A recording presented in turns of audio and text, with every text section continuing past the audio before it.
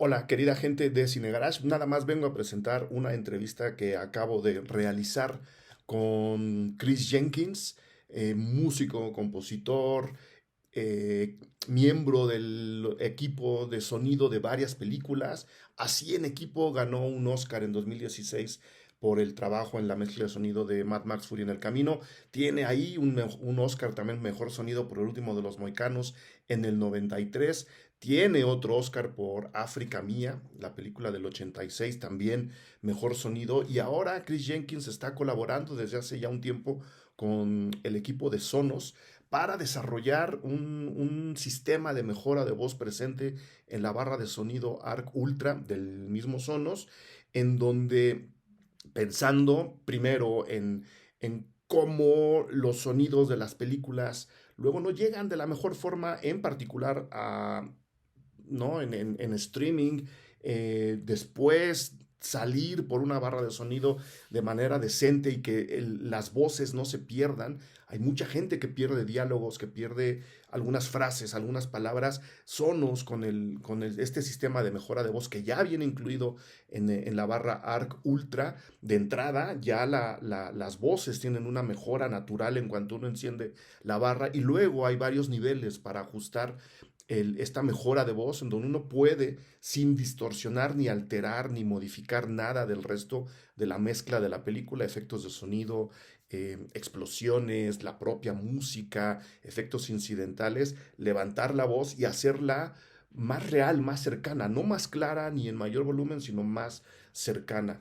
Y luego, pensando justo en la gente que tiene problemas de escucha y trabajando al lado de la Royal National Institute for Deaf People, el Royal National Institute for Deaf People, consiguen que en los niveles más altos que presenta las opciones que presenta la ARC Ultra, la gente que tiene problemas de escucha pueda disfrutar y acercarse a una película con los diálogos puestos en el centro de todo eso. Ya ustedes podrán experimentar la barra por sí mismos y por ustedes mismas, incluso en las tiendas en donde las venden, para que esa gente que no escucha al 100%, que creo que muy poca gente escuchamos al 100%, que prácticamente nadie, tengan la claridad de los diálogos ahí y puedan acercarse a la película de una manera más directa y por supuesto mucho, mucho más emocionante. Entonces, les dejo esta plática que acabo de tener con Chris Jenkins,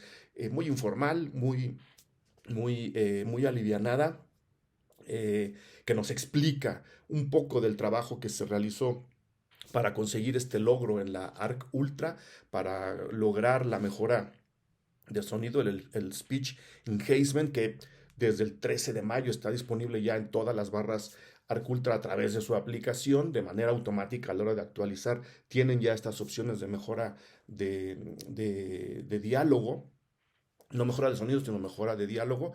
Les dejo la plática con Chris Jenkins y aquí espero sus comentarios. I'm a really of a lot of your work, especially Mad Max Fury Road. I was, I mean, like, very excited when I first watched the movie and then came back like three or more times to listen to the movie. So I am really honored to be here with you right now. So I just wanted to let you know. Okay, so the most important thing that you can know is that you have a Clockwork Orange poster over your right shoulder. Yeah, it's right there. It's right there. Do you like? That is Are you a fan of Stanley Kubrick? this.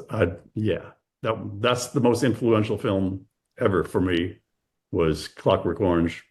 We were just talking about it because Okay. I'm a musician, and when I heard the score for that film when I was whatever teenager, and then Mm-hmm. I got many years later, I worked with the Kubrick. We went through all of his films. We spent 2 years going through all the films, and I got to restore and go through Clockwork Orange with him, and it was just so. So I see your poster, and I was just like, that's really incredible. So It's been there since I moved to this place, so you can guess I'm a big fan of him. And it's funny because the other day I was recording my podcast with yeah. another friend of mine who's a musician too, a composer for films here in Mexico, Leoncio Lara, and we ended up talking about the music in The Shining, Oh also. yeah. So it's funny that you bring it up. it's the last 25 minutes of The Shining. I know because we worked on it for 6 months. It's the most complex music editing and influential music passage of almost any film. You could do a master class. I mean, the whole movie, great. The last 25 minutes, that's all Stanley working with 3 different pieces of music and editing them, just weaving them together in and out. It's an incredibly complex, really like dangerous. I mean, it is it's a piece of work. It's incredible. So yeah. And it works, and it's exciting too. I mean, it's very emotional. The way I see it, it's just like shooting to your emotions through music, and this dangerous game you're talking about. I mean, it's all directed to your emotion, to your heart. It's funny how it Yeah. works. Yeah. It's really funny, and it's dirty. He would record a lot of Radio Free Luxembourg. He would record classical music off of his home radio, and that's where a lot of those pieces of music came from. And then he would get by rehearsals. He would hear, the whatever it was, Berlin Philharmonic, a rehearsal, but he'd hear, a violin bow would drop, a mic stand would tip over, or whatever. And he loved all those, just like the sloppy, messy sounds with incredible music. So those films are full of really like cool. They're not really overly groomed and overly, picked over. There's a lot of raw edges and burrs and things on it. So I know we're way off course here, but no, but talking about that, it's funny how now you need to think, about all these things to work into a soundbar like the Sonos Arc Ultra. I mean, you need to feel this and then try to, put it all together working in the same way in a soundbar. I can't guess how math and difficult that is, Chris. It has to be a gigantic work. Well, that's why we're here. Myself, Exactly. Giles, all the people that we work with. I just had all 10, or not, I just had 10 of Sonos's audio leads come to Nashville. I just came home late last night, but we just spent the day playing, all of our Atmos music mixes, just the quest to make the Arc Ultra or the Era 300. I've worked on since the Play Bass. I think I've been participating just in, they manufacture, they spec everything, and then we start to like drive what's the listening experience like. So I don't take credit for anything other than I listen, we give feedback, and they truly do listen. The reason all of our engineers at the studios in Berry Hill or Abbey Road or out here at 2115, which is our Capitol Studios about to reopen, so important that those guys have ways to check getting out into the real world. We did Atmos music 8 years ago. We did Sgt. Pepper. We mixed for a month, and we could play it in one theater in London and one theater in LA for one day, and then boom, no, gone. There were no devices to play it on. There was so incredible format, but then how do you create that same experience of sitting watching Mad Max or Clockwork in a movie theater? Can you make that in the home? And the answer is 100%. You can make it a compelling, really incredible experience. And compelling in a completely different way, doing it in the home than going to the movie theater. And I do love both, but my quest, and you said the right word, you have to drive yourself really hard. You have to be relentless to just say more, not louder, more experience. How do I make it so that it's just like we're respecting the performance of the actors by making sure their voice. One thing I push the speaker guys on a lot is the human voice. It's like the center of everything in music, and it's the center of everything in film. And so if you take care of that first, make sure the human voice sounds great, turn everything else off. I don't want to hear music or sound effects or Foley or whatever. Let's just see how our device can make the human voice feel like it's talking right to you, just like we're talking to each other. Then Exactly. then you can But start to.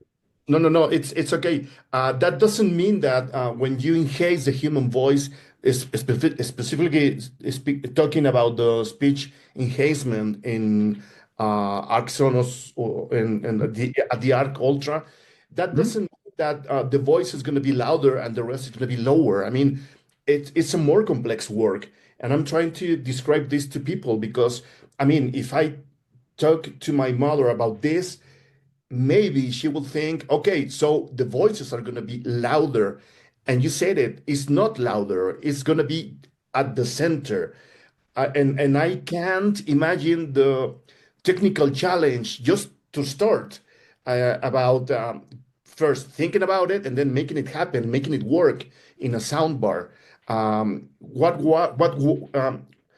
was the first technical challenge when you decided to do this and put it into the art culture? Yeah, it goes way back to we would make television versions on our feature films.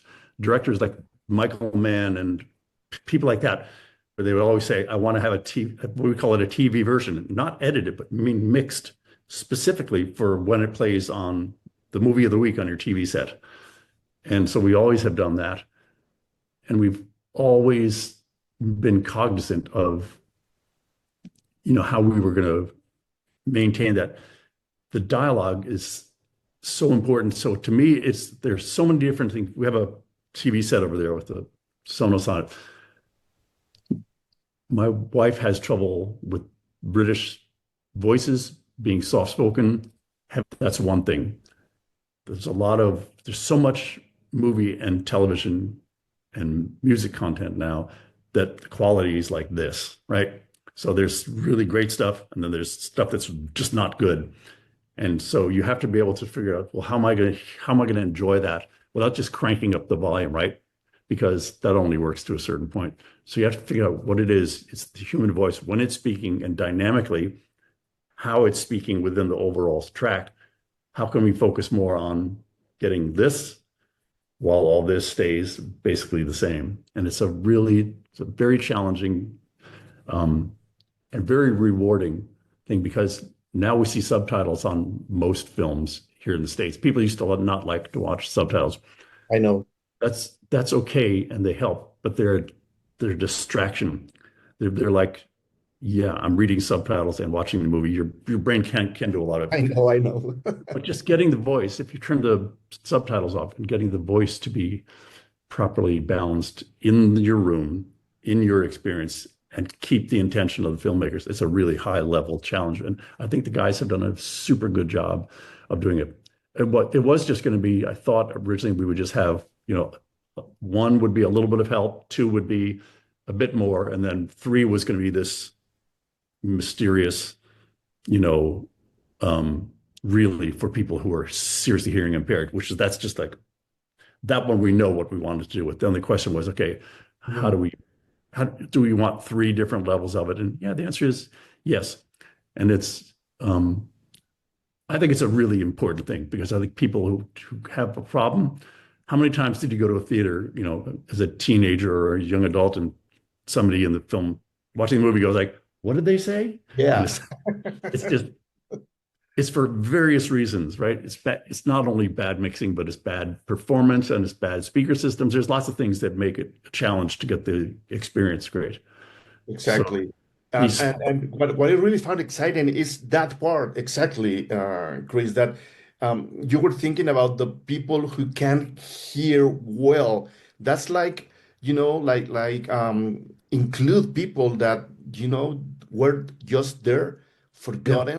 Not That's exciting for me. And I don't know if that added some extra emotion or boost your work or your energy to keep working on this, to think about that people that we usually you just forget. If you listen well, you take it for granted that everything and everybody is listening the same thing that you're listening, and there's a lot of people that they don't. yeah, You were thinking about them. yeah. No, it's important to do. It's much more. I think it's important to make sure people who can view the film get the best experience of it, that they can really connect with the performers, with the storytelling. And that's the heart of the whole reason that I started with Paul Peace 2.5 years ago, started talking about this. Is like, wouldn't it be great if we had a tool that could help with the performance, making sure it's always where the director and the artist wanted it to be. It's not what we want it to be. The 1, 2, 3 isn't like that's where Chris and so and so thought those were cool. No, it's like, how do you maintain that? It's a tightrope walk, right? It's a balance between not pushing the dialogue and messing up the mix, but refocusing the energy to the performance to be able to be a little bit more apparent and a little bit more apparent. And then if you're really hard of hearing, which a lot of people are, you still have the opportunity to enjoy the film. So those are like really noble, I think, important things for us to be working with. Yeah. How does the artificial intelligence work on this? I mean, when you explain your work and what you were doing with the soundbar, you can almost imagine yourself, mixing or moving this and moving that. And then Sonos told you, okay, there's also artificial intelligence in this. What's the part of the artificial intelligence in all this work and all this system? How does it work there? Yeah, I'm not an engineer, so I'll explain it to you from a creative standpoint. Is that if you're able to recognize what the human voice is, right? If the tool can recognize the range and the timbre and all things and differentiate it from a bassoon or a guitar or a piano, whatever it is. And then if you can intelligently identify that and then slightly readjust it, refocus it. Sometimes it's through the band, for the band splitting that you can refocus, because all these types of devices actually make to create multi-channel sound like this, right? It was like this in a movie theater and now it's many bands. So I can refocus. I'm just going to paraphrase it because I'm not a software engineer. I can refocus dynamically the range of the human voice within that mix and still keep all this other stuff going on. I can just present that a little bit more forward to the listener. So it's doing that. How it does it, I don't know, but we've talked for 2 years about if we could do it, how would you refocus? And then how was it when it was a stereo dialogue track? How does that get treated differently than when it's a mono dialogue track? But really, my job is just to anchor the team in reality of protect the artist. Let's make sure I don't want to create a tool that's like it remixes, the greatest mix in Schindler's List doesn't need Sonos to remix it.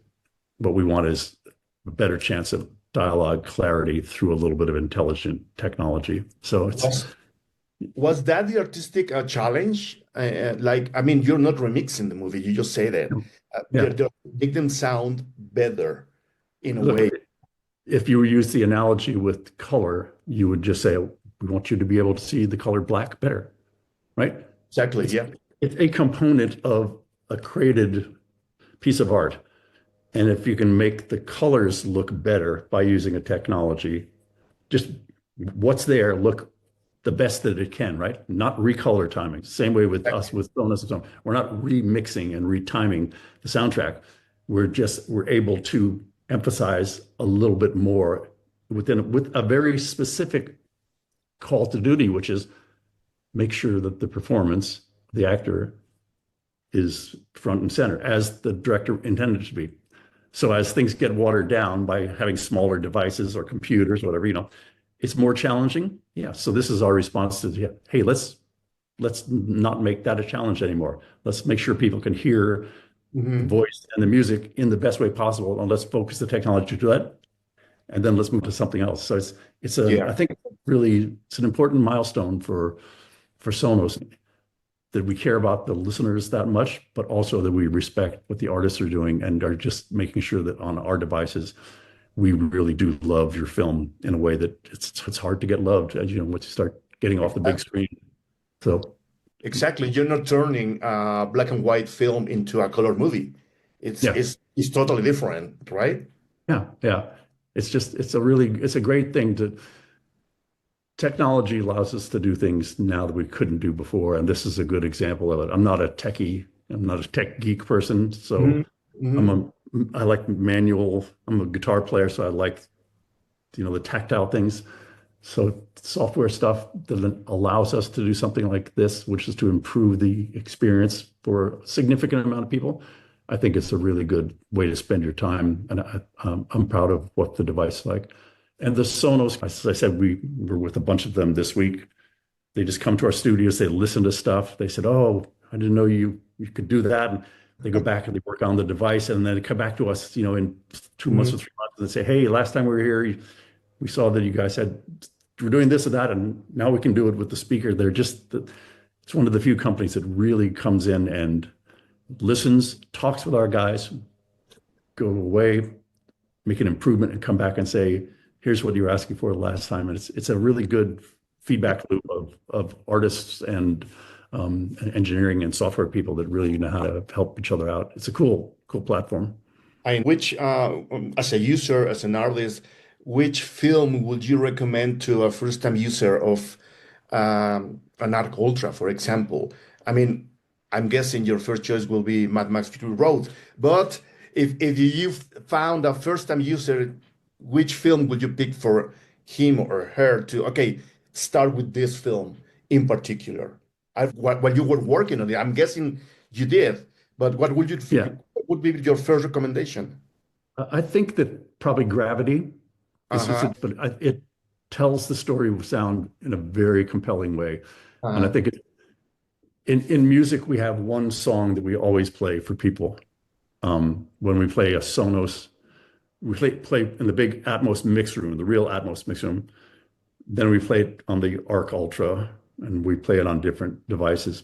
But we use Elton John's song Rocket Man, which Greg Penny mixed 7 or 8 years ago. But it's just, if you want to learn about Atmos music on a Arc Ultra, Mhm. you play Rocket Man, and people are just like, "Oh, I get it." And then you can go play hip hop or whatever it is down the road. But I think Gravity is the same way. Mad Max is awesome, but it's so much, other than the first 20 seconds, it's quiet, but then it's just like full tilt. Yeah. Everything is going all the time. Gravity is the opposite. It has lots of space and time and rests in the soundtrack and all. And so I think it's probably play them that, then play Mad Max or go Uh, play. just for fun. Yeah, Yeah. there are lots of good soundtracks, but yeah, Yeah. we work really hard and we're never finished to make the experience better and better with the cinema because I love movie soundtracks. And I just think that there's the more we can tell that story and keep people engaged by having a great playback Mhm. reproduction of that. It's great. So the field is pretty cool right now. I think the products that the company has and how they translate to our expectations as mixers and as film creators, they're listening and we're getting better and better at it, like a lot. I know. So I yeah. know. So for this weekend, I'm gonna try Gravity first, then Mad Max, and then Clockwork Orange. Yeah, on the blue, I don't know where they're streaming it, but on the Blu-ray, if you have a Blu-ray player, there's we redid the box set of all the Kubrick films. Um, and there's a Blu-ray that has that Atmos mix on it. It's super cool because Okay. we got all the original elements because Kubrick was so good at keeping everything that we had all the Wendy Carlos masters and we could just like recreate it from just make it sound better by today's speaker system, right? That's super important to say. It wasn't that we recreated it, made it better than it was. We just made it more appropriate for today's sophisticated speaker systems. And that's what I think you'll hear with it. Yeah, that'll be a O- good weekend of film. Okay. I'll let you know how it worked Yeah, this weekend. but Tell me. and feedback is super important. Like I said, I'm on an email chain here somewhere. If you hear Sure. things that you want to note, this is nothing's better than getting feedback from people who are sophisticated listeners with high expectations. Those are the ones that are always like, yeah, it could have been better by doing this or this or this. So I like the cynics and the people who, don't just say, yeah, everything was perfect because never Now that you mention it, how does it work with music? Because there's a lot of concerts now online or on Blu-ray. How this yeah. technology works with music? Because we have the same elements. It is. I spend most of my time. I work at Universal, and I was hired to introduce the Atmos music world, bring Dolby and UMG together with the technology, and then have UMG artists start to work on music just in Dolby Atmos.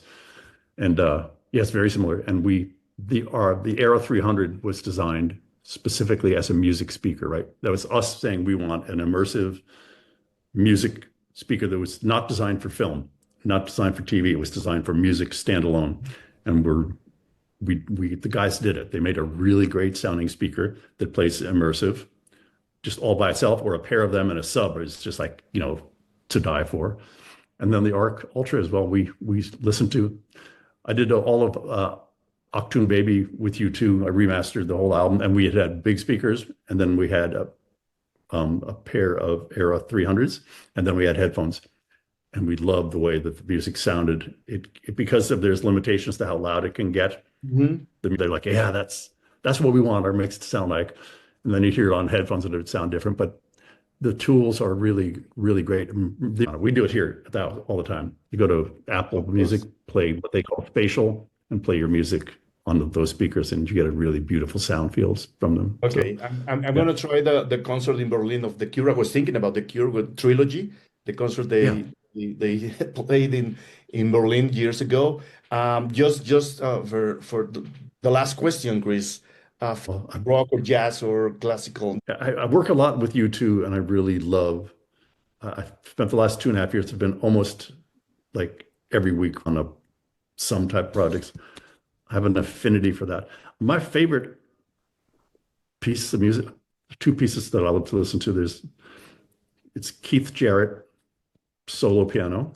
Mm-hmm. Since I was in college, there's an album from Bremen Lausanne, 3 albums of solo piano, improvised piano. It gets into me every time. And then Joni Mitchell did an album, and if you like film music, it's called Travelogue.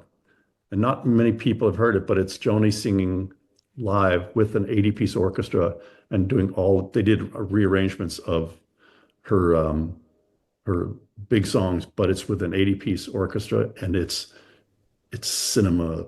It's like it's going to the movies. Exactly. Her voice was so beautiful at that point in time.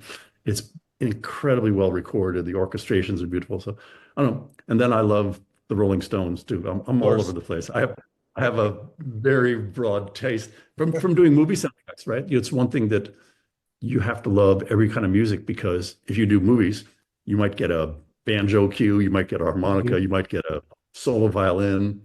And I love music films like Tar, where music plays front and center on them. So I have a lot of favorite movies. But yeah, well now we have a lot of homework. We need to watch movies and listen music. Thank you very much, Chris, for the interview.